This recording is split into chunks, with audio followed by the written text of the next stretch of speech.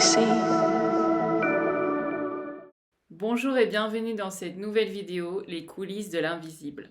Donc pour ce 3e épisode, j'ai envie de vous parler d'entités énergétiques, plus précisément de création d'entités énergétiques. Alors pourquoi j'aborde ce thème ?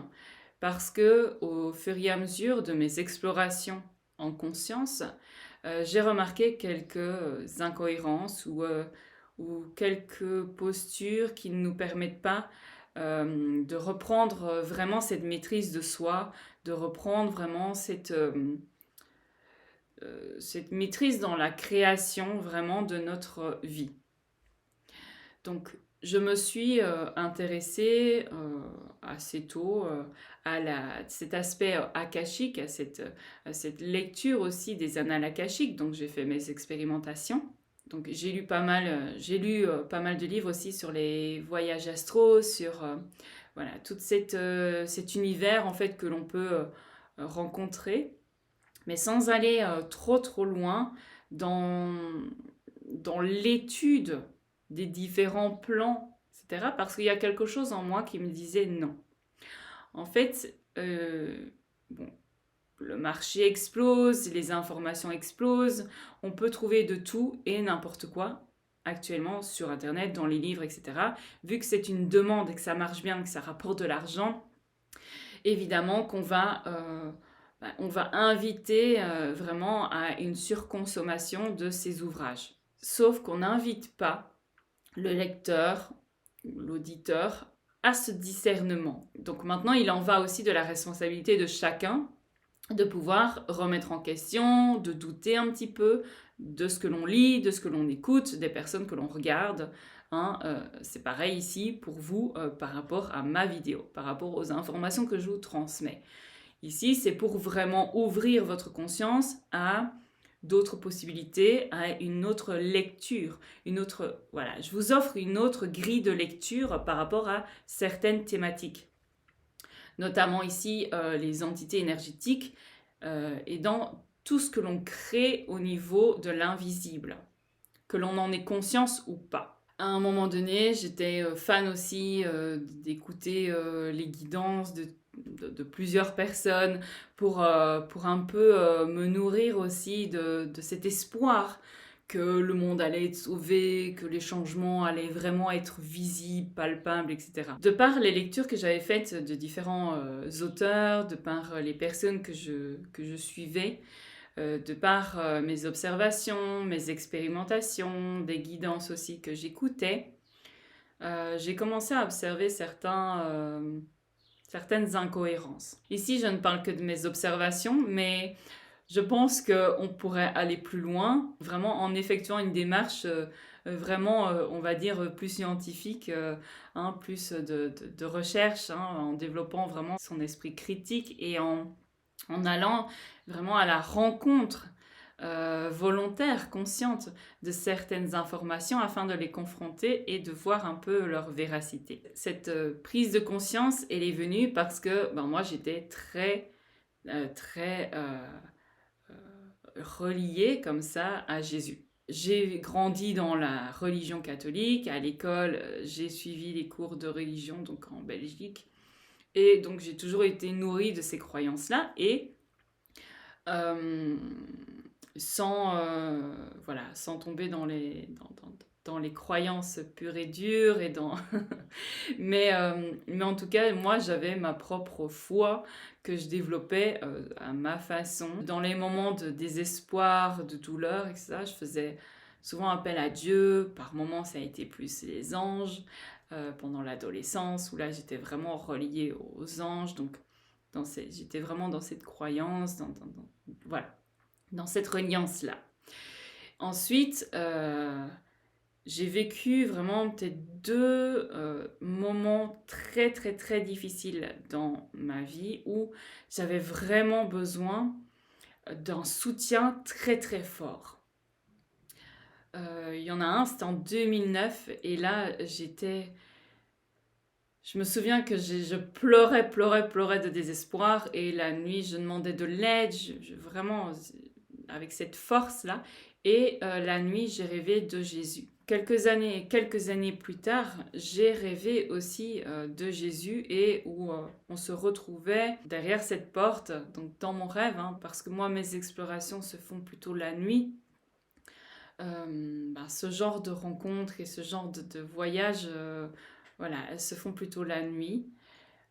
Donc, il y a derrière cette porte, dans mon rêve, j'ai pu retrouver donc Jésus et il y avait deux personnes aussi et c'était dans un endroit très chaud, humide et avec une forêt luxuriante, des fleurs magnifiques, des couleurs qu'on ne voit pas ici, des plantes qu'on ne voit pas ici. Et je sais bien que j'étais à un autre endroit. Dire où exactement, là c'est plus mon mental qui va s'activer, qui va essayer de chercher un nom, un lieu par rapport aux informations que j'ai en ma possession. Donc je n'ai pas envie de commencer cette démarche-là. Donc je préfère juste détailler un peu ce que j'ai vu, ce que j'ai vécu. Donc voilà, donc ça a été très très très fort. Donc je vous donne un peu le contexte pour pouvoir un peu mieux comprendre là où je vais vous emmener. Ensuite, j'ai fait plusieurs lectures des livres de Daniel Meroy et Anne Givaudan. Et puis, il y a le livre La demeure du rayonnant qui m'a beaucoup marqué. Et ensuite, les livres sur le livre secret de Yeshua, je pense. Et là, ça a été vraiment de grosses révélations pour moi. Donc, de 2016 à 2018, j'ai lu presque une trentaine de livres de ces deux auteurs. Quand j'ai lu vraiment le livre secret de Yeshua, je me suis sentie encore plus reliée. Il y avait quelque chose qui m'appelait. Je me suis vraiment ouverte à cette dimension de l'amour, telle que je l'ai ressentie aussi quand j'ai fait ma première lecture akashique, où là, j'ai pleuré tellement je n'avais pas ressenti un amour aussi pur, aussi fort, aussi intense de ma vie, avec personne, dans aucune situation. J'étais déjà maman, mais je n'avais pas ressenti non plus ce genre d'amour-là. C'était pas ça. C'est vraiment, voilà, cet amour inconditionnel au-delà de tout. Et voilà, c'était tellement puissant. Et je ressentais vraiment, au fur et à mesure de ces lectures, mon cœur s'ouvrir, ma conscience s'ouvrir, etc. J'aimais ces révélations. Ça me donnait de l'espoir. Ça me donnait des confirmations. Mais moi, je suis une exploratrice de l'être, de la conscience, donc je ne m'arrête pas là. Et j'aime bien d'être confrontée à des idées totalement contraires aux miennes pour justement ne pas rester dans mes croyances à moi. Parce que j'ai un besoin, moi, c'est une nécessité, c'est comme ça que je suis constituée pour aller toujours plus loin. Voilà. Parce que je pense qu'on est vraiment qu'aux prémices, en fait, de tout ce que l'on peut découvrir de soi et du travail de l'invisible. Voilà, comme maintenant on est assez nombreux pour pouvoir instaurer cette nouvelle conscience, on peut aller plus loin dans les nuances et les subtilités de tout ce travail et on peut aller plus loin dans la compréhension de concepts un peu plus compliqués. Bon, je digresse un petit peu, mais sauf qu'ici, voilà, il y a eu besoin de cet éveil massif de conscience, sauf que là, on reste figé et on reprend tous les travaux qui ont déjà été faits depuis des milliers d'années. Ces travaux-là nous ont amenés à aujourd'hui, sauf que maintenant, notre devoir est d'aller plus loin, de nous ouvrir à des compréhensions, des concepts un peu plus complexes, parce que maintenant nous avons la possibilité de nous ouvrir et de découvrir plus de complexité dans les concepts métaphysiques. Voilà en gros, donc je me suis ouverte vraiment à cet aspect de la vie de Jésus, ça me parlait, etc. Sauf que ensuite, j'ai été amenée à découvrir des partages d'autres personnes qui avaient un point de vue totalement différent sur l'existence de Jésus. Donc, je n'en dis pas plus. Si ça vous intéresse, je vous mettrai les liens, mais ici, ce n'est pas pour parler de Jésus, mais c'est pour vous partager comment j'en suis arrivée aussi à cette compréhension de cette complexité du monde invisible, en tout cas de cet aspect création. Voilà. Et croyance, hein, voilà, de ce lien. Et comment aussi il agit sur nous. Voilà, mais cette vidéo sera en plusieurs parties. Donc, si vous voulez les liens, mettez un commentaire et je mettrai le lien des chaînes qui vous permettront aussi d'avoir un regard différent, voilà, des personnes qui me parlent à moi, envers qui je trouve résonance. Voilà, peut-être que ce ne sera pas le cas pour vous, mais en tout cas, c'est toujours bien, même si on ne croit pas en certaines choses, même si ça vient nous confronter un peu trop fortement, c'est toujours bien de voir qu'il y a d'autres chemins. Donc ça m'a amené à me questionner sur cette notion de guidance déjà. Quand vous voyez que plein de personnes canalisent certains êtres, en général c'est toujours les mêmes, hein. Jésus, beaucoup de personnes le canalisent, ce sont toujours des messages très généraux. Voilà. J'en parlerai dans une autre vidéo de cet aspect matière incarnée et des messages un peu plus spirituels, un peu plus tournés vers l'amour, mais qui ne nous permettent pas totalement de traverser notre vie actuelle. Donc ces messages, donc les archanges aussi sont très fortement canalisés. Voilà, c'est toujours les mêmes que l'on va canaliser. D'accord ? Donc à un moment donné, ça a commencé à tiquer, à me faire tiquer. Et quand la porte du doute s'ouvre, après, on va dire que les fantasmes et les illusions aussi tombent.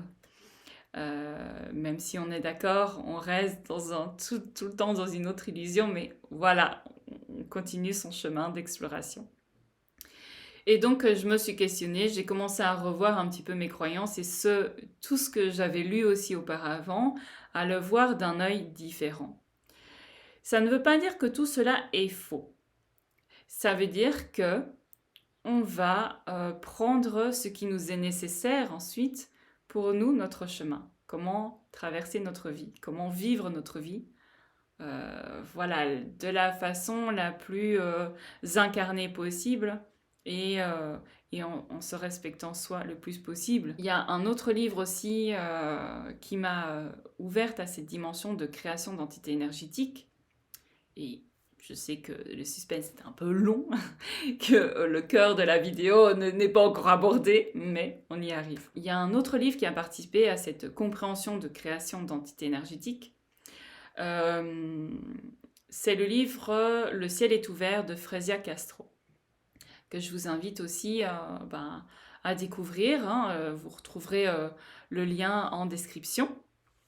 Donc, en lisant ce bouquin, je me suis aperçue qu'il était fortement facile de pouvoir créer donc une entité énergétique en lui donnant suffisamment d'attention et en se concentrant suffisamment et en nourrissant des sentiments assez élevés à l'égard de notre création invisible. Donc il est possible de lui donner vie dans l'invisible. Ça veut dire qu'à un moment donné, cette création invisible prend vie et elle vit par elle-même. Elle a des caractéristiques que vous lui avez données. Vous pouvez créer une personne, un être qui a un tempérament, un caractère, des traits, on va dire, physiques, hein, voilà, et qui a des missions spécifiques, qui est porteur d'une énergie spécifique, d'une vibration spécifique. Et donc, si vous demandez à des personnes de pouvoir se connecter à cette création-là, elles vont pouvoir vous donner tous les traits de caractéristiques que vous avez donnés à votre création. On en vient à cette partie guidance, canalisation, qu'on relie aussi à cette dimension akashique. toutes les lectures akashiques, hein. Donc c'est assez vaste, mais ici, bon, c'est une information comme ça que je vous balance. Et ensuite, à vous de voir ce que vous en faites et si vous avez envie de porter plus loin vos explorations. Moi, je vous inviterai aussi euh, dans d'autres partages écrits, principalement sur mon site, ou alors dans mes ateliers en présentiel, à pouvoir explorer cela. Parce que c'est ce qu'on va faire, afin d'être de plus en plus des co-créateurs conscients dans notre monde, pas seulement dans notre vie, mais dans notre monde, afin de devenir voilà, ces grands architectes conscients de l'invisible. Et où toute cette matière invisible donnera vie à cette matière tangible, physique. Donc, je me suis questionnée sur la véracité en fait de toute cette canalisation. On peut aussi associer cela aux esprits, aux fantômes, voilà, aux présences que l'on va percevoir, que l'on va ressentir, aux âmes qui ne sont pas encore passées de l'autre côté, on va dire.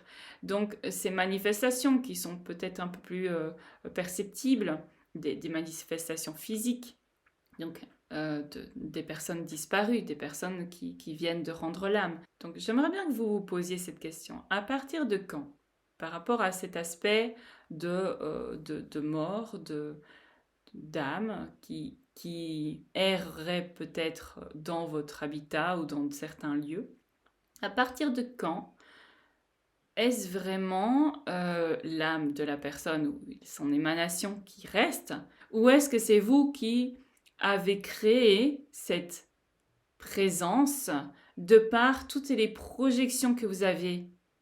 Donc projection mentale, projection émotionnelle, projection voilà, de toute l'histoire de vie par rapport à cette personne, par rapport à ce que vous captez d'elle, ce que vous avez retenu, c'est cette part de cette personne-là, de cet être qui vit encore en vous et que vous projetez. Et quand on est attaché à une personne, bien sûr, quand elle part, on a ce lien très très fort, très puissant avec cette personne, cet être. Donc on va nourrir, on va donner vie. Et étant donné que nous faisons partie d'une famille, d'un système, donc ces personnes qui partent ont une famille. Il y a plusieurs regards qui ont été posés sur cette personne-là. Ils ont des amis, ils ont rencontré tout un tas de personnes. Donc ces personnes-là qui sont rentrées en contact avec l'être qui vient de mourir, ces personnes-là jouent aussi un rôle dans la création de cette énergie. Ça veut dire qu'on va tous ensemble donner vie à peut-être une création énergétique qui ressemble, qui a des traits, qui a des caractéristiques de la personne qui vient de mourir. Et cette personne, cet être invisible, cette création énergétique, va vivre d'elle-même. Et donc, à partir du moment où, quand vous êtes triste, quand vous êtes, par exemple, vous êtes dans... Voilà, quand vous êtes triste, vous allez penser à elle, vous allez la ressentir, parce que vous l'appelez, vous la manifestez dans l'invisible près de vous. Et cette création énergétique peut aussi avoir un impact physique sur la matière. Donc là, vous allez avoir des objets bouger, des interférences dans les lumières. Il peut y avoir toutes sortes de manifestations physiques. Vous pouvez ressentir aussi cet être-là. Voilà, ça c'est un aspect. C'est juste, ici, je ne dis pas que l'âme de la personne, on va dire grossièrement que l'âme de la personne est toujours là ou n'est pas là. Je ne le dis pas. Je dis qu'il existe des nuances et des caractéristiques vraiment très précises dans notre création avec l'invisible. Donc là, on va plus loin dans notre conscientisation de ce qu'on est capable de faire dans l'invisible. Et c'est pour ça que je vais aborder cela différemment et dans d'autres vidéos parce que c'est très difficile à comprendre et c'est plus facile aussi pour moi de m'exprimer par écrit. Donc vous trouverez aussi des articles sur mon site avec ces thématiques-là aborder différemment. Donc on ira vraiment en profondeur et j'aborderai ça sous différents angles. Comme ça, vous pourrez mieux appréhender cette notion, cette nouvelle perception en fait de cette création de l'invisible. Parce que ça nous redonne ensuite le pouvoir sur nos vies. Parce que quand on canalise par exemple un aide, vous canalisez un ange, un archange, là on doit prendre en considération l'égrégore, parce qu'une création énergétique c'est un égrégore. Donc on est conscient que parfois quand on arrive dans un lieu, on puisse ressentir l'énergie, l'histoire du lieu, on puisse ressentir les émotions, d'accord? Ça on est tous d'accord. On est d'accord que quand on nourrit la colère, on va se relier à un égrégore de colère qui va venir attiser encore plus notre feu de colère. Là on est d'accord. Mais par contre quand il s'agit d'âmes, de défunts, d'anges, d'archanges, là, c'est hyper complexe parce qu'il y a plein d'autres thématiques qui s'y relient. L'histoire, la manipulation, voilà, on va tourner un peu dans le complot-plot, mais c'est pas vraiment du complot-plot. C'est vraiment c'est une conscientisation de comment est créé le monde, de comment tourne le monde et comment nous, on se positionne face à tout ça pour pouvoir faire des choix qui nous correspondent vraiment, sans être influencés par une